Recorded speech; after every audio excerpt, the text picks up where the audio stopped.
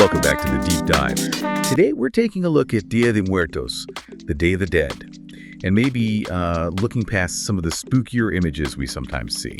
Yeah, because if you're thinking this Mexican holiday is mainly about being sad or, just mourning, you might be missing the real heart of it. Our sources paint a picture of something really vibrant. Oh, absolutely. It's much more of a celebration. Our goal today is really to give you a feel for the tradition itself. We'll pull out the key parts, the thinking behind the altars, the specific foods, even some, unique language and literary customs.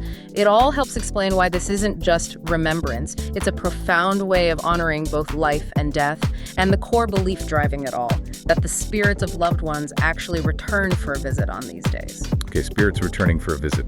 That sounds less like a funeral and more like preparing for special guests. So let's unpack that, this homecoming. How does it work? When are they actually expected? Right, good question. The sources are clear that while people might start getting things ready, say mid-October, the main celebration really focuses on 2 days right at the start of November. There's a specific timing. November 1st is called Día de los Inocentes. That day is set aside specifically to welcome the spirits of children who have passed away. Then, November 2nd is the main Dia de los Muertos, and that's for honoring the adults who have died. But, for those visits to happen successfully, everything really depends on the spiritual groundwork laid beforehand. And the centerpiece of all that preparation, like the actual welcome mat for these spirits, that's the altar, right? The ofrenda. That seems key to guiding them. Exactly. Ofrenda. And calling it just an altar, it's almost too simple. Think of it more like a multi-level welcome station designed for their comfort and guidance.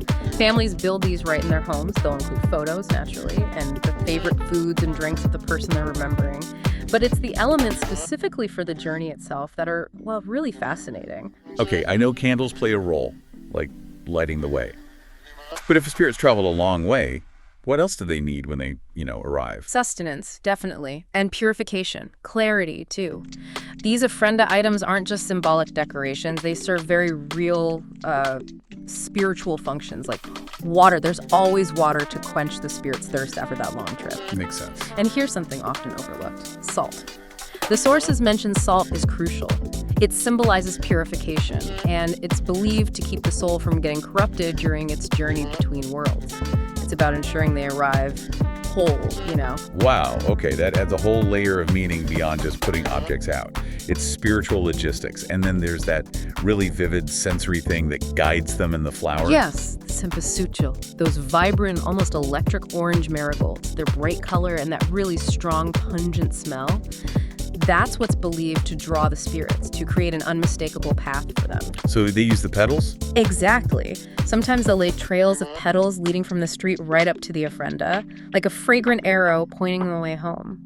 That's beautiful. So this incredibly detailed welcome is happening inside the home.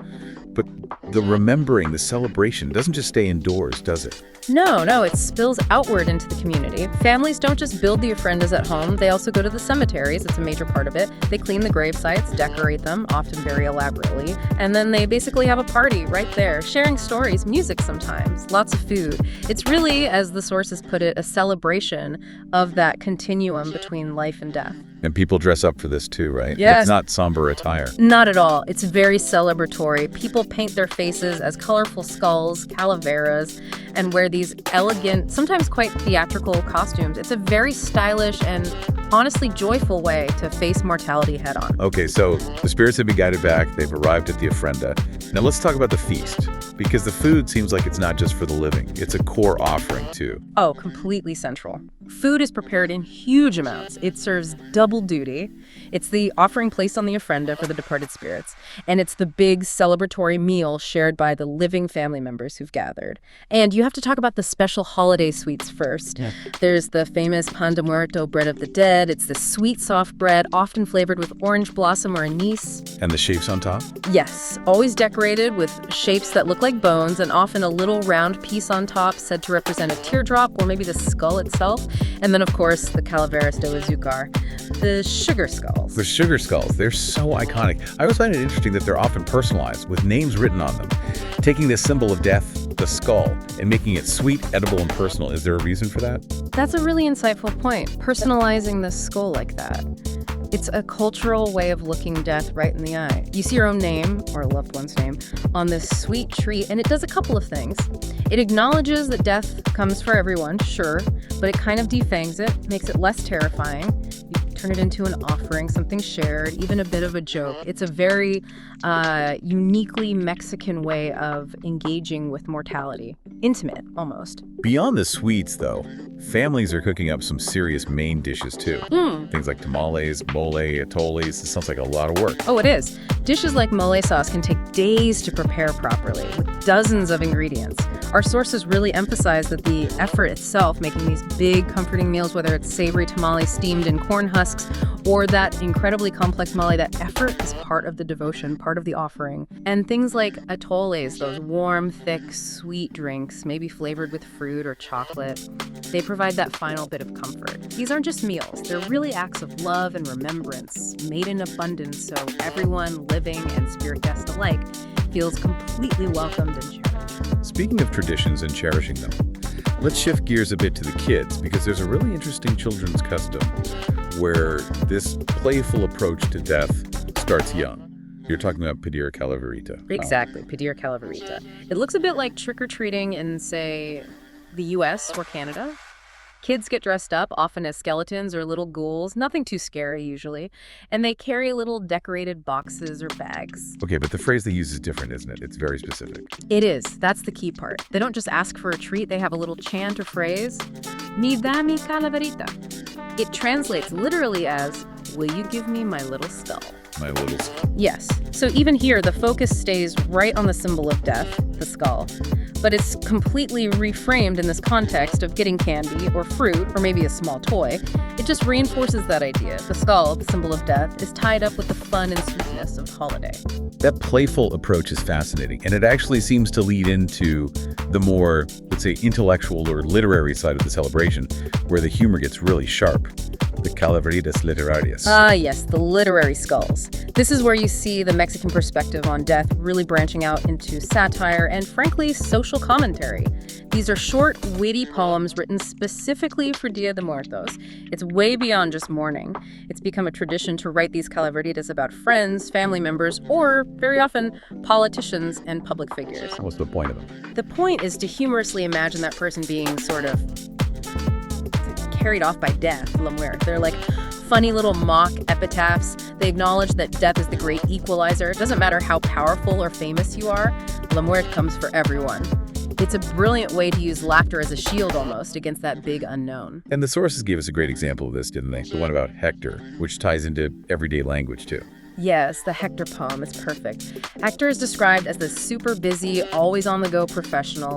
Too important for death, basically. So La Catrina, she's this iconic, elegant, skeletal figure representing death. She shows up, gives him a little nudge, and whisks him off to the cemetery, the Pantheon. But Hector doesn't go quietly, right? Yeah. In true Day of the Dead spirit, he uses his wit. Exactly. He starts arguing, protesting, and apparently he shouts this very specific, very culturally resonant idiom back at death. And somehow, using this phrase, he manages to talk his way out of it and get back to his office. Amazing. So even death can be momentarily outsmarted with the right line. What was the phrase? The phrase is fantastic. Espantame panteón. Okay, literally, scare me cemetery. Is that right? That's the literal translation, scare me cemetery. But what it means in everyday use is something like, yeah, right, I'm not scared of that. Or, go on, try and scare me, I dare you. It's used to dismiss something that's supposed to be scary or intimidating. It's dramatic, it's humorous, it's defiant. It perfectly connects that lighthearted literary tradition of joking about death with just, everyday banter. Turns the morbid into a punchline. That phrase kind of sums up the whole attitude, doesn't it? Which is why people often just call it La Fiesta de los Muertos, the party of the dead. It really does. What strikes me, looking at all the sources, is how interconnected everything is. It's one coherent view of the world. You go from the very practical spiritual needs on the ofrenda, the salt, the water, the cempasúchil showing the way, to the emotional and intellectual release you get from the funny poems, the calaveritas, and even the idioms people use, like espantame panteón. It all offers these really deep insights. It's sort of a masterclass in facing our own mortality with color, with life, and with a sense of humor. So our deep dive today really shows, I think, that Dia de Muertos is this incredibly rich time for reflection. Yes, there's grief, but it's processed through this joyful welcoming. And humor becomes this powerful, almost intellectual way to deal with existential questions. It really is about celebrating life's continuum, even while you're embracing death. It's a powerful cultural perspective for sure, a lesson in memory, acceptance, and maybe finding joy even in difficult realities, something that resonates far beyond Mexico. Absolutely. So thinking about that unique cultural angle, using satire to poke fun at mortality, because, well, it gets us all eventually. Here's something to chew on. If you were to write a modern, funny Calaverita Literaria about a public figure today, who would you choose to playfully send off to meet La Muerte? Who needs a humorous fictional epitaph? That's a thought to consider until our next deep dive.